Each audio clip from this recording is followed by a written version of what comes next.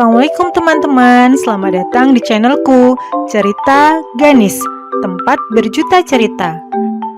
Teman-teman jangan lupa klik tombol subscribe dan loncengnya ya. Terima kasih.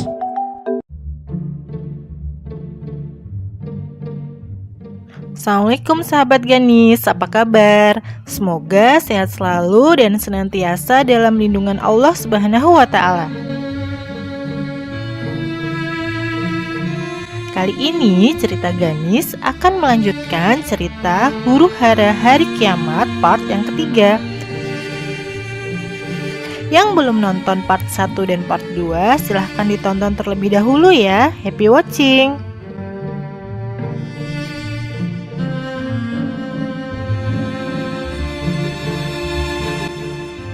Karena bangkai Ya'juj Ma'juj ada di mana-mana, siapa sih yang bisa membersihkan? Karena jumlahnya sangat banyak sekali tuh ya. Akhirnya Nabi Isa hanya berdoa kepada Allah agar melenyapkan mereka. Kemudian diutuslah burung-burung sebesar unta untuk membawa satu persatu bangkai Ya'juj Ma'juj dan dilempar ke lautan. Tapi bumi belum juga bersih.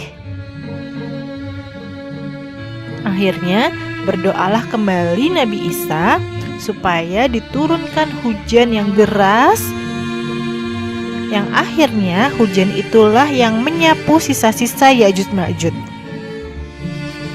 Lalu bumi menjadi hijau, ranum kembali.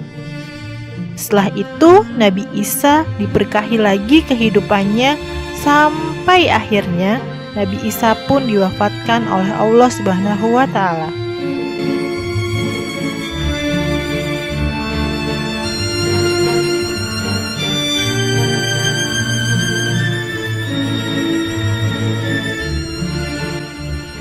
Ketika Nabi Isa wafat itulah manusia tidak ada yang memimpin lagi. Imam Mahdi yang memimpin sebelumnya sudah wafat. Penggantinya Nabi Isa bin Maryam juga sudah meninggal. Maka kaum muslimin kehilangan pemimpin. Karena tidak ada pemimpin yang membimbing mereka, lambat laun sebagian mereka mulai kufur lagi.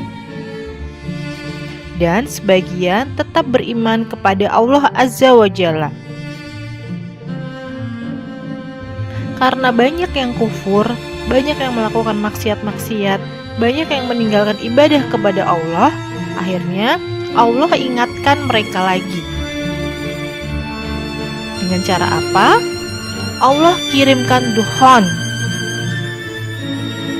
Yang Allah mengatakan dalam Al-Quran, dukhon itu adalah asap yang tebal yang ada di langit, kemudian menyerbu manusia.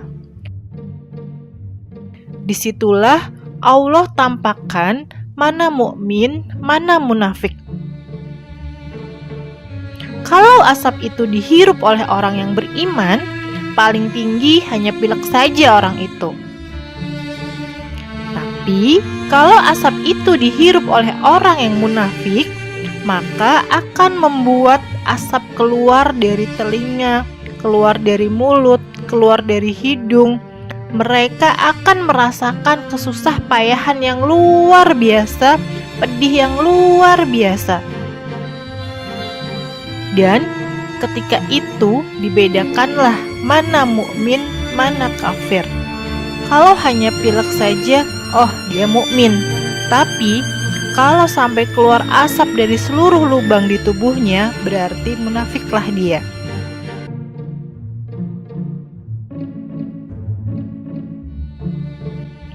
Maka ketika itu mereka memohon kepada Allah untuk mengangkat asap itu.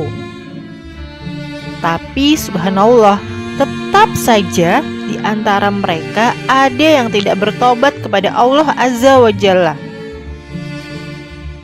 Ketika dukhon itu sudah diangkat, sudah dihilangkan oleh Allah, mereka kembali terlena. Pada suatu ketika di waktu subuh, seperti biasa, orang-orang beriman bangun kemudian pergi ke masjid. Tapi orang-orang munafik yang kemudian sedikit demi sedikit meninggalkan Islam, mereka tetap tidur. Ketika sudah waktunya matahari terbit, ditengoknya matahari, kok nggak muncul-muncul? Ditunggu terus, mereka tunggu sampai jam 9, tidak muncul juga. Ditunggu sampai duhur, tidak muncul. Ditunggu sampai asar, tidak muncul juga. Ketika matahari yang seharusnya tenggelam, tiba-tiba terbitlah dari arah barat. Itulah yang dikatakan oleh Nabi Shallallahu Alaihi Wasallam. Apabila matahari terbit dari arah barat, tidak akan bermanfaat iman kalian. Saat itu semua ustadz berhenti berdakwah. Orang-orang kafir jadi beriman, orang-orang munafik jadi mukmin, orang-orang dusta jadi jujur. Tapi percuma keimanannya. Ketika itu sudah tertutup pintu taubat. Allah sudah tutup segala macam pertaubatan dari manusia. Mau baca Al-Quran, huruf-huruf di Al-Quran sudah menghilang.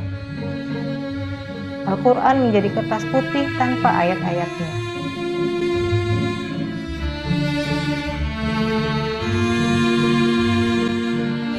Yang mukmin, alhamdulillah dengan keimanannya. Yang munafik, celakalah dari kemunafikannya. Baru selang 2 hari, dalam riwayat ada yang menyatakan 1 hari setelah matahari terbit dari arah barat, kemudian tiba-tiba muncul binatang dari perut bumi.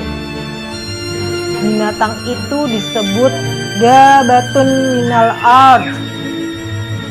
Binatang yang besar, ketika keluar dari perut bumi, kepalanya baru nempel di awan, kakinya itu belum keluar dari perut bumi. Nah, binatang ini disebutkan dalam Al-Quran akan dikeluarkan binatang melata dari perut bumi dan bicara dengan manusia. Binatang ini tidak akan membunuh. Binatang ini tidak akan merusak. Binatang ini hanya diberikan tugas oleh Allah menstempel orang. Dalam riwayat yang dhaif, di tangan Dabbah ini, tangan kanannya membawa stempel Nabi Sulaiman. Dan di tangan kirinya membawa tongkat Nabi Musa. Kalau ketemu dengan orang kafir, dipukullah sama tongkat dahinya, kemudian gosong dahi mereka. Kalau bertemu dengan orang beriman, langsung dicap di dahinya, langsung bercahaya. Dan ketika itu manusia dilupakan akan namanya. Semua tidak ada yang mengingat namanya. Ketika itu sebutan hanya 2, yaitu mukmin dan kafir.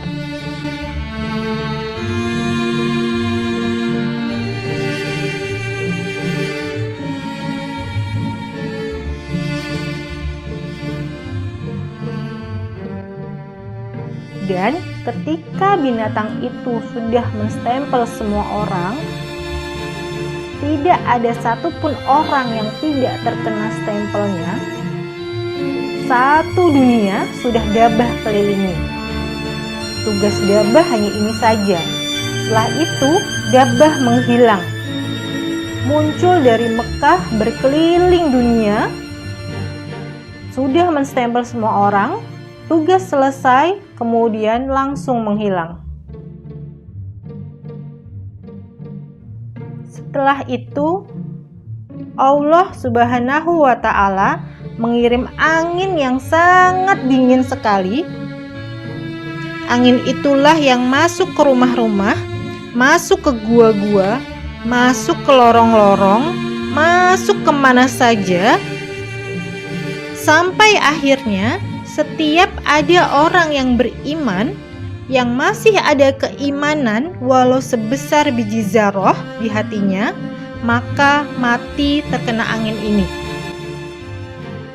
Sehingga tidak ada lagi yang tersisa kecuali orang munafik, orang kafir, orang jahat, yang kata Nabi Shallallahu Alaihi Wasallam tidak akan terjadi hari kiamat sehingga menimpa orang yang paling buruk akhlaknya, paling buruk perbuatannya yang ada di permukaan bumi ini.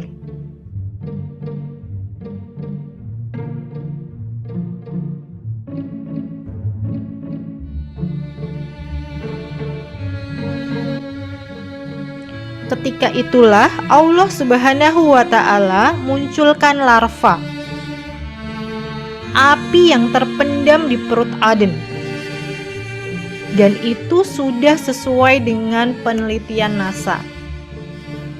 Jadi, NASA ini meneliti dengan satelitnya tentang sabda Nabi Shallallahu Alaihi Wasallam bahwa nanti kelak di akhir zaman akan keluar api dari Aden, Yaman, dan rupanya di bawah perut Aden itu memang ada api besar, dan itu sudah terbukti lewat penelitian NASA. Akan muncul pada akhir zaman, api itu membakar segala sesuatu kecuali manusia.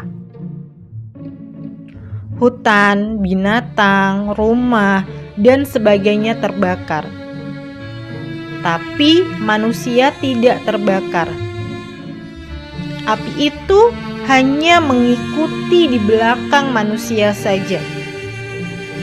Manusia jalan, ikut jalan. Manusia berlari, ikut cepat mengikuti manusia. Manusia diam, api tersebut ikut diam.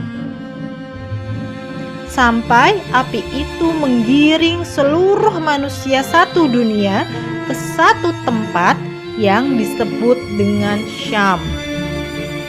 Wallahu a'lam bishawab. Sampai di sini dulu ceritanya ya sahabat Ganis.